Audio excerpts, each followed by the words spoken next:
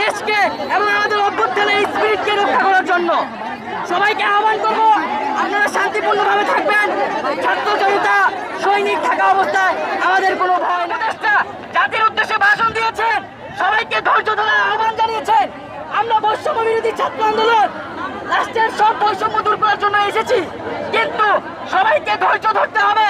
অস্থিতিশীল কোনো পরিবেশ তৈরি করতে চাইলে সচিবালয় ঘেরাও করে জিম্মি করে কোনো দাবি আদায় করা যাবে না। যৌক্তিক দাবি শুনবো, কিন্তু কোনো অযৌক্তিক পন্থায় কাউকে জিম্মি করে কোনো গোষ্ঠীগত আদায় করতে আসলে তা ছাত্র জনতা প্রতিহত করবে।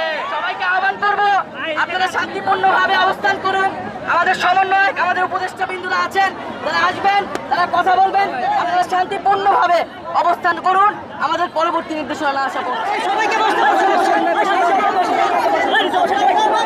ছাত্র জনতা এরা হচ্ছে ওই পুরনো শকুন। এই পুরনো শকুনরা শুধু সচিবালয়ের দিকে নজর দেয়। আমরা তো আমাদের গণঅভ্যুত্থানে একদিনও সচিবালয়ে নজর দেয়নি।